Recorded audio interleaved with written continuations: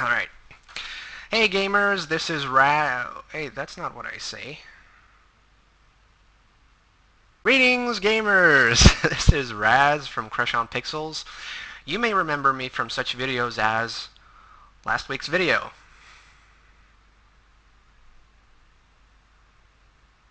So last week's video was about controllers and PCs. A lot of people in the PC world are against people who play with controllers. I'm not going to get into that like I did last week. What this is really about is it's a little bit of an update on last week's video. Last week I went through how I had defined my controller setup to play in Guild Wars 2. So there have been some updates. I've been talking to people, I've checked the XPatter forums, and I've learned a few things. The biggest change is that I learned that you can map the controller so that each button does more than one thing, which basically doubles the amount of things you can do in one set on a controller. This has basically, I mean, it has perfected it, the whole concept of a controller in this particular game. You should be able to see the configuration on screen right now. I've cleaned it up a little bit. I had so many sets last week because I was still experimenting. This is pretty much final for me because I've practically mapped everything and it feels so comfortable. I'm probably not going to change it much anymore. So I'm going to go through a few changes that I've made. Now, as I've mentioned last week, the controller setup was not perfect back then. You had to switch between sets, and switching between sets ruined certain toggles, and there was a bunch of stuff like that that made using the controller a chore, actually. It felt more comfortable to use a mouse with the controller. But what I've done is I've incorporated this basic concept of each button doing two things. Not all buttons, obviously, but some buttons that made sense. The first thing that you'll notice is the face buttons. It says 27, 38, 49, and 50. That's because, let's take the X button, for example. So tapping on X uses my number 2 skill, and holding it down does my number 7. So voila, it works seamlessly. The same basic concept with Y, B, and A on the controller. It pretty much maps 8 of the skills, leaving 2, which is the main attack and heal, which are still left on the exact same spot from last week. So there you have it. I've pretty much mapped all the skills, except your profession skills, which is for the Ranger F1, F2, and F3. But they are also mapped here, actually, because you can see the D-pad. Since I don't use the other skills on the D-pad was free, so I added the profession skills. And then, of course, there's the F4, which is to switch the pet, which in this case I've added to the left bumper. Now, the left bumper actually does the same thing it did last week. Pressing it basically makes my character dodge, but holding down the left bumper switches my pet. It's F4 by holding it down. So there you have it. All the skills are mapped to the D-pad, the face buttons, and one of the bumpers if you hold it down in particular. So that leaves a bunch of other buttons that are free. So the camera now, I don't really need to, since I'm not switching sets, the toggle isn't needed or the toggle isn't destroyed. So I can basically have press down on the right analog switches to mouse, and pressing it again moves to camera. Simple. Before, if I was in this mode and switched toggles, it would automatically switch back to the mouse mode for me, which is a real pain. Now that doesn't happen anymore because I don't need sets. And also, since I don't need sets, I have 2 buttons that are free now that weren't before. I used 2 buttons before to switch between two other sets. Now I know I have 2 extra buttons that are completely free to use. Those buttons are the left bumper and the left trigger. The left trigger got left behind and I didn't know what to put into it, so I just added jump on the left trigger. So as you can see, the character jumps. I can jump. It's a lot of fun. Anyway, but the biggest change, one of the coolest things, if I'm going to be completely honest, it is probably the coolest thing about this whole thing, is the right bumper. In the last week's video, it was used to switch between set 1 and 2, I think. Now it's used for targeting. Now, as I mentioned before, targeting in this mode is difficult because you have to aim at the target. He has to be center screen so that he's targeted when you attack. Now I have the bumper, so I press down on the bumper and it targets the enemy. Perfect. And if there are more enemies, I just keep pressing and it'll toggle between all the enemies on screen. That alone is cool, but this is what really pushes it to the next level.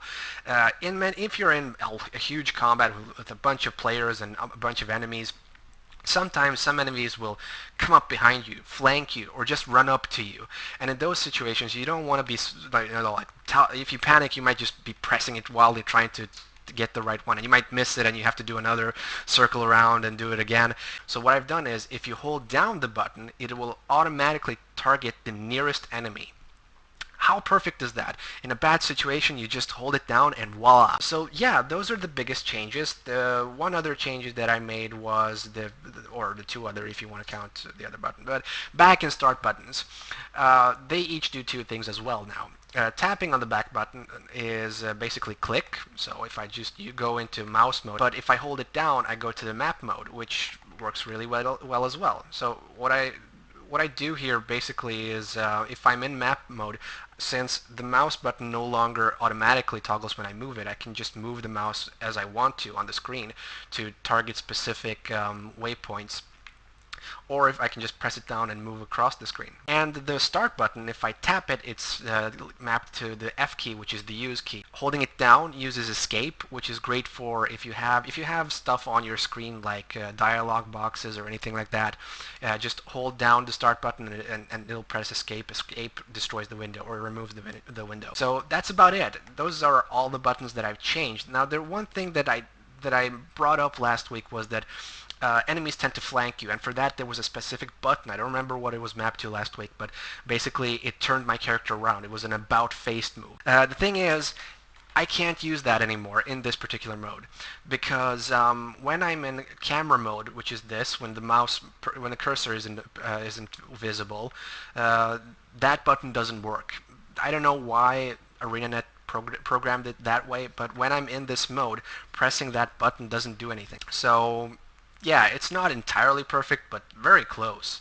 It still feels so freaking perfect in terms of how it feels with the pace of the game, how easy it is to get to each of the skills, to move around, to target enemies. So yeah, it's just really good, but not being able to turn around, a flaw. I might try to see if I can mail ArenaNet to ask them if they could just activate it, or if there's a particular reason why it's not active when I'm in camera mode. Another thing that isn't fixed since last week is that the character always runs.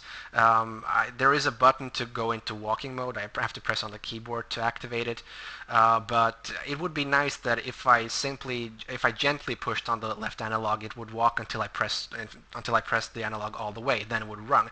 I haven't really looked into it. There might be a way to do this.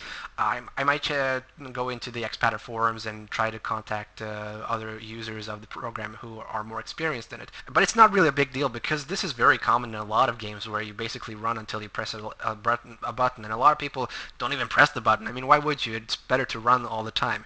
The only reason why running would be more useful is in situations where you have to platform, which is platforming is a feature in Guild Wars that isn't as well designed as many other things in the game. One of my best friends in the world, Monica, on who I met a long time ago, she hates platforming, and she would hate it in this game even more, because platforming in this game, while jumping works well, that's not the problem. The problem is the platforms, the things that you have to jump on, are not designed for these kinds of for this kind of control. Oftentimes things just are in the way. There are trees and leaves, and you don't see where you're jumping, and you can't judge the distance, which is a common problem in 3D games. Okay, so I've basically talked about everything that I wanted to talk about.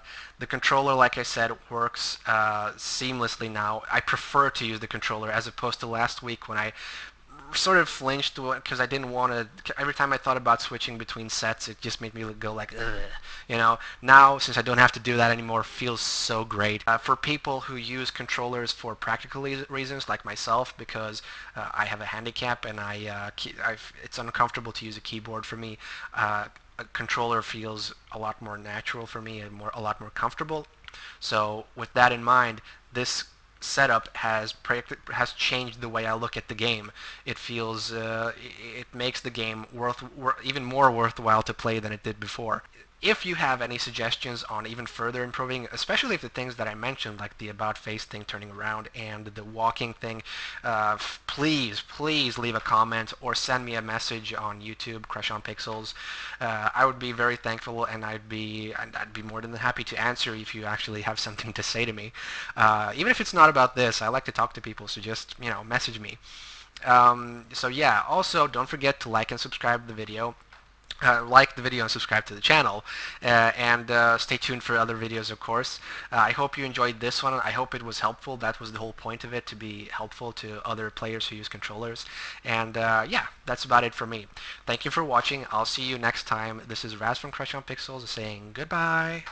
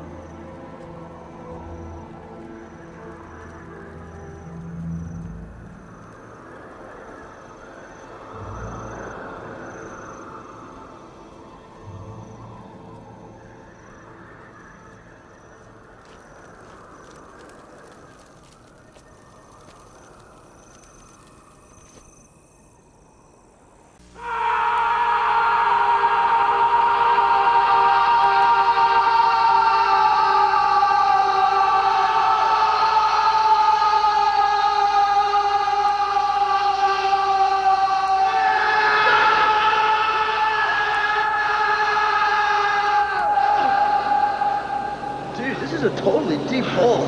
Yeah!